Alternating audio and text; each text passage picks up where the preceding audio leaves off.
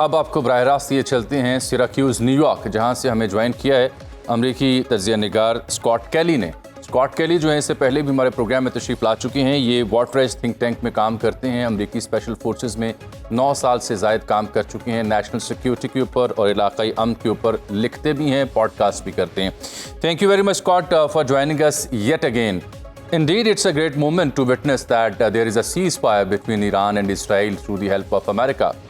But one fundamental question before you, being an analyst, is how durable will this ceasefire will be? How long will it last? Well, a lot of that's going to come down to President Trump. We've seen him this morning come out and speak out against violations of the ceasefire, both from Iran and especially from Israel, which is very interesting.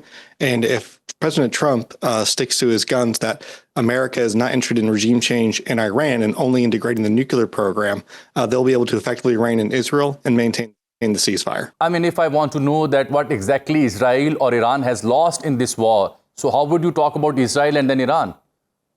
What have they lost together? Well, Israel in this war has lost the illusion that its missile defense system can protect its territory against all threats. Its people now know that it is vulnerable to modern weaponry, and Iran has lost credibility with its own people. Obviously, there's been a loss of life on both sides, but Iran has failed to protect the nuclear program that its regime has based its domestic credibility on, threatening the current stability of the Iranian regime. But, you know, in the wake of this war, Israeli leadership, they were claiming that they'll end up this war after changing the regime in Iran. So far, they are not successful to do so. Correct. It's almost impossible to facilitate a regime change in a foreign country through a bombing campaign. There are no historical examples of such a campaign accomplishing that goal, short of using nuclear weapons. To actually facilitate a regime change, it would require boots on the ground, which Israel is not capable of doing, which would necessitate U.S. involvement. This appears to be what Netanyahu is pushing Trump to commit to at some point, and what Trump communicated to him this morning in no uncertain terms that America has no interest in participating in. But Scott, there is a debate on the narrative of Mr. President when he used to believe that let's make America great again and trade and peace instead of war.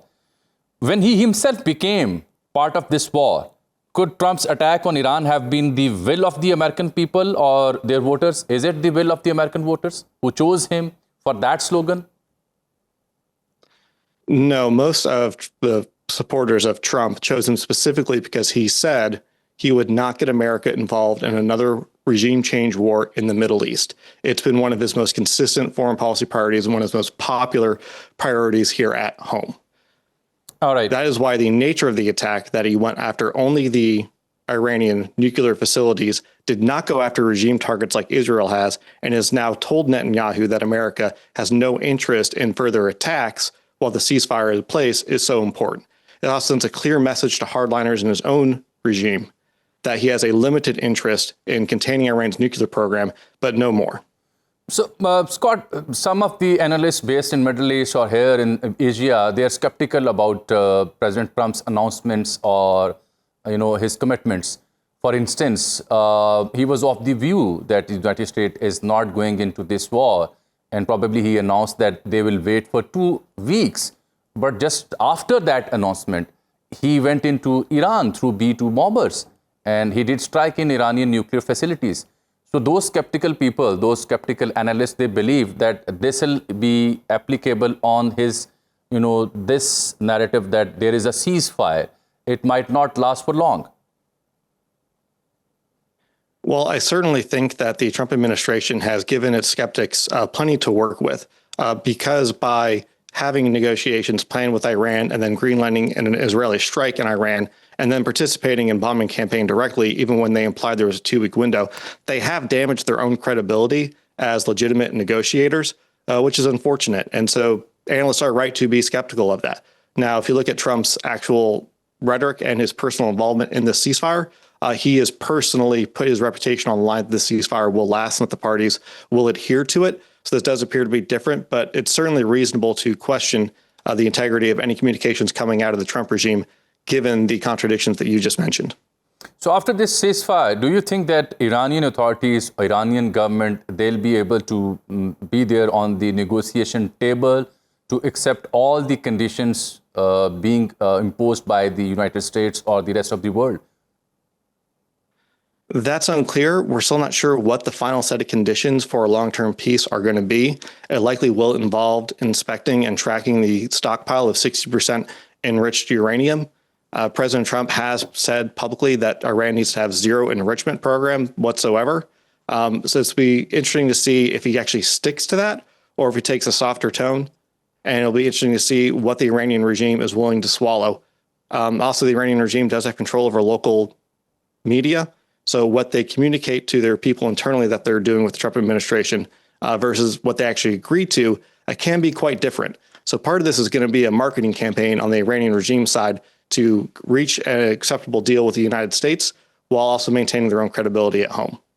So, Scott, I mean, this ceasefire is being taken as, something good, an omen for peace in the Middle East.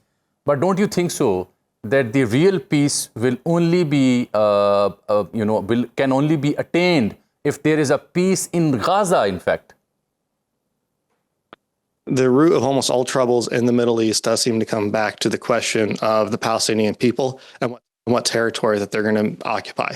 It's been an intractable problem for generations. And if we can tone down the fighting between Iran and Israel, hopefully that does open up avenues to focus on resolving the issue of the the Palestinian people in Gaza and the West Bank.